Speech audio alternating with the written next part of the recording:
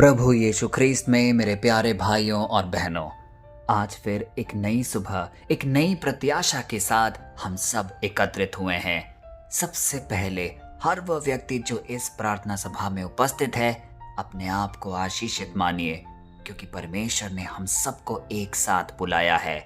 हम किसी और की नहीं, बल्कि उसके पवित्र बुलाहट पर एकत्रित हुए हैं, उसके जीवंत वचन को अध्ययन करने के लिए।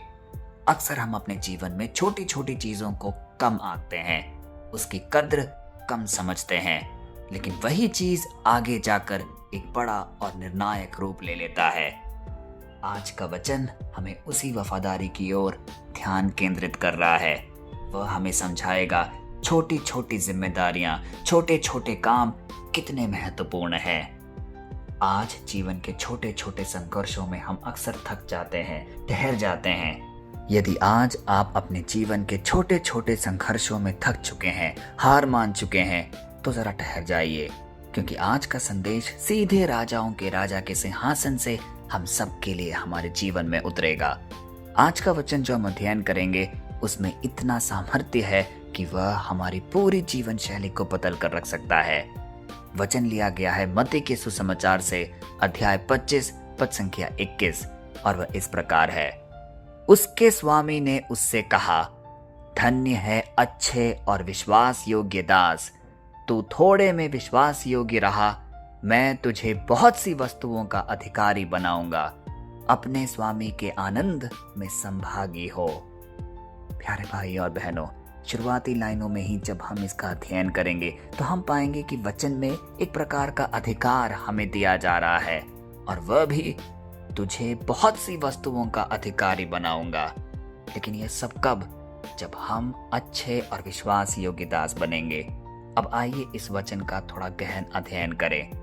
इस आयत में मसीही जीवन की एक प्रकार की उन्नति और स्वर्ग का सबसे बड़ा पुरस्कार हमें दिखाया जा रहा है। यहाँ पर विश्वास योग्यता क्यों महत्वपूर्ण है, उस पे जोर दिया गया है।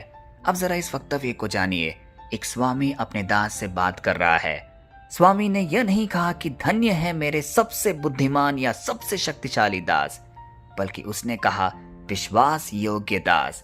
इसका अर्थ समझिए, परमेश्वर आपकी प्राकृतिक प्रतिभा या सांसारिक सफलता को नहीं देख रहा, बल्कि वह इस बात को देखता है कि जो थोड़ा सा काम आपको सौंपा गया है, जो भी जिम्मेदारी दी गई है, उसे आप कितनी शिद्दत से, कितने दिल से निभा रहे हैं। यहाँ पे थोड़ी की परीक्षा चल रही है, जिसे हम कह सकते हैं the taste of the little. यहाँ एक गहरा रहस्य यह है कि बहुत पाने का एकमात्र रास्ता थोड़े में वफादार होना है। यह थोड़ा हो सकता है कि आपके जीवन का कोई छुपा हुआ काम हो, आपकी गुप्त प्रार्थनाएं या छोटी सी चीजें जो आप रोज अपने जीवन में कर रहे हैं। जरा एक परिवार के परिप्रेक्ष्य में देखिए। पति, पत्नी और बच्चे आपस में प्यार से रह रहे हैं, लेकिन क्या वह अपने अंधे के समय में छोटी छोटी जिम्मेदारियां उठा पा रहे हैं? एक दूसरे के लिए अनकही बातों में भी साथ दे पा रहे हैं? यही है वह छोटी जिम्मेदारियां जिसमें हमें विश्वास योग्य बनना है, जिम्मेदार बनना है। क्योंकि वचन हमें साफ साफ यह बता रहा है कि किस प्रकार हम अपने जीवन का चयन करते हैं उन सारे मौकों पर जब कोई हमें नहीं देख रहा, वह महत्वपूर्ण है। इसीलिए चाहे हमारी क्रिया छोटी हो या बड़ी, देखी जाए या अनदेखी चला जाए, लेकिन जो भी हम काम कर रहे हैं वह परमेश्वर के पास दर्ज हो रहा है। इसीलिए यदि आप अपने जीवन में वफादार हैं, अपने परिवार के लिए, अपने पति या अपनी पत्नी के लिए या अपने बच्चों के लिए, यह मत सोचिए कि वहां से हमें रिवर्स में कोई भाव मिल रहे हैं कि नहीं, वहां से हमें कोई पुरस्कार मिल रहा है कि नहीं। क्योंकि अंततः जिस उम्मीद में हम अपना जीवन जी रहे हैं, जिस बड़े पुरस्कार की हम इंतजार कर रहे हैं, वह हमें पिता परमेश्वर देगा। प्यारे भाई और बहनों, स्वामी का आनंद, the joy of the master, इसकी कितनी खूबसूरती से यहाँ पे व्याख्या की गई है। यह केवल किसी सांसारिक पदोन्नति या बड़े पद की वादा नहीं है। यह मसीह के साथ एक अनंत काल की सहभागिता और उसके राज्य में अधिकार पाने का एक निमंत्रण है। जिस प्रकार स्वामी अपने दास से भाव विभोर होकर कहता है कि मैं तुझे बहुत सी वस्तुओं का अधिकारी बनाऊंगा, तो यह कोई आम पदोन्नति नहीं है, यह कोई आम पद या समृद्धि की बात नहीं है, बल्कि अनंत काल की शांति और प्रेम का एक उदाहरण है। यहाँ पे स्वामी यह जता रहा है कि वह अपने दास से कितना प्रेम करता है, क्योंकि उसने उनके छोटे छोटे जिम्मेदारियों को भरपूरता में निभाया। प्यारे भाई और बहनों, आज की दुनिया केवल बड़ी चीजों के पीछे भागती है, बड़ा नाम, शोहरत, पद, बड़ी सफलता। लेकिन परमेश्वर का राज्य थोड़ा अलग तरीके से काम करता है। इसको कुछ इस तरीके से कल्पना कीजिए कि एक बड़ी इमारत हमारे सामने खड़ी है, लेकिन उसकी नींव में लगी उस छोटी सी ईंट का कितना महत्व है। उसे कोई देख नहीं पाता, वह अंधेरे और मिट्टी में दबा रहता है। लेकिन अगर वह छोटी सी ईंट अपनी जगह से थोड़ा सा हिल जाए या अपना जगह छोड़ दे, तो सोचिए उस इमारत का क्या हाल होगा। वह सेकंडों में ढह जाएगी। इसी प्रकार हमारा भी जीवन है। हर वह छोटी छोटी जिम्मेदारियां जो हर दिन हम अपने जीवन क्रिया में करते हैं, उसको कम मत आकिए। क्या पता उसी के कारण हमारा जीवन समृद्धशाली है, हमारा परिवार एकजुट है, हम सुकून की नींद सो पा रहे हैं, क्योंकि परमेश्वर हमें देख रहा है। वह देख रहा है कि हम अपने छोटे छोटे कामों में वफादार हैं। इसीलिए मेरे प्यारे भाई और बहनों, हो सकता है कि आप आज शायद सोचे कि मैं तो छोटी सी नौकरी कर रहा हूँ, ये तो छोटा सा काम कलीसिया में कर रहा हूँ, इससे क्या अंतर पड़ेगा, क्या महत्व पड़ सकता है। लेकिन सुनिए, जब आप अपनी योजनाओं और अपने कामों को यहोवा पर डाल देते हैं, तो वह आपकी उस छोटी सी शुरुआत को भी सिद्ध और सफल बनाता है।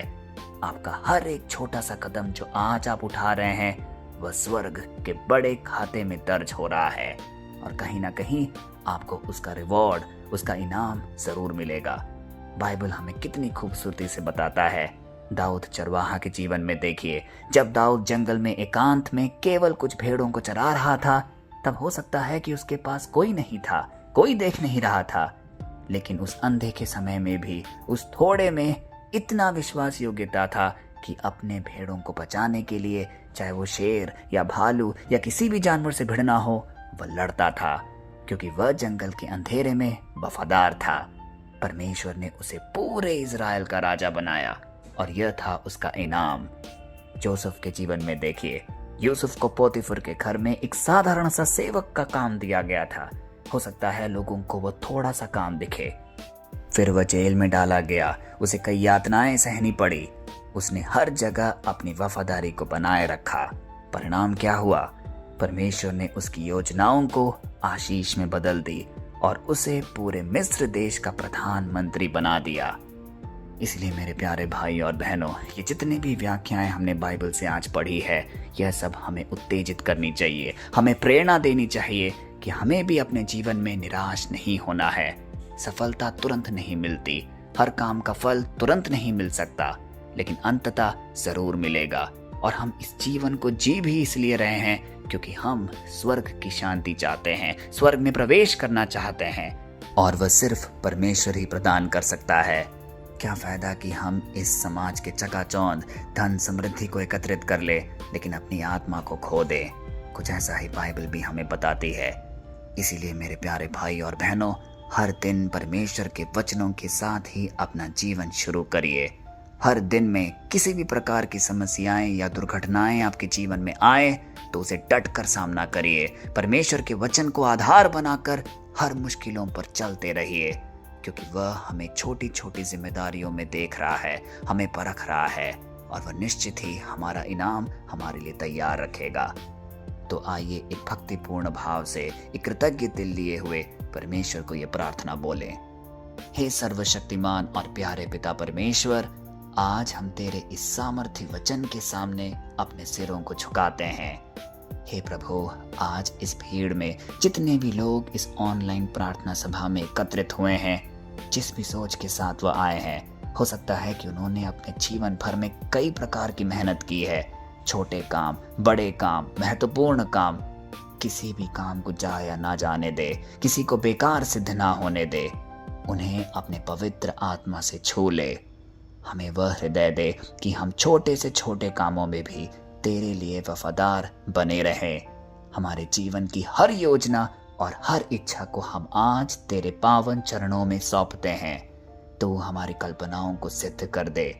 जब तू बादलों पर वापस आएगा तो हम में से हर एक व्यक्ति तेरे मुंह से यह सुन पाए, धन्य है अच्छे और विश्वास योग्य दास। हम उस दिन की प्रतीक्षा करेंगे और अपने दिल और हृदय को तैयार करेंगे। यीशु के पवित्र और सामर्थी नाम पे ये सब कुछ हम मांगते हैं, आमीन। प्यारे भाई और बहनों, इस प्रार्थना सभा के बाद जो भी आपके छोटे छोटे काम हैं उसे भरपूरता से निभाइए, उसे पूरी शिद्दत से निभाइए, क्योंकि हम यह नहीं जानते कि किस काम को परमेश्वर देख रहा है और हमें उसका प्रतिफल जरूर देगा। चाहे आप एक माँ हैं जो अपने बच्चों को पाल रही हैं, एक छात्र हैं जो पढ़ाई कर रहा है, या एक छोटे से व्यवसाय को संभाल रहा है, हर जिम्मेदारी महत्वपूर्ण है। उसे अपनी पूरी वफादारी से करे, जैसे आप मनुष्यों के लिए नहीं बल्कि जीवित परमेश्वर के लिए कर रहे हैं। याद रखें फिलिपियों अध्याय 4 पद संख्या 19 में क्या लिखा है, परमेश्वर आपकी हर जरूरत को अपनी महिमा के धन के अनुसार बहुतायत से पूरा करने जा रहा है। आपकी छोटी सी वफादारी आपके लिए स्वर्ग के बड़े द्वारों को खोलने का ताकत रखती है। उठिए, उत्तेजित रहिए, अपनी जगह पर डटे रहिए, क्योंकि आपका स्वामी बहुत जल्द आपको बहुत सी चीजों का अधिकारी बनाने वाला है। परमेश्वर की असीम दया, कृपा और क्षमा में आपको, आपके परिवारजन को, आपके हर एक निवेदन को हम प्रस्तुत करते हैं, पिता, पुत्र और पवित्र आत्मा के नाम पर, आमीन।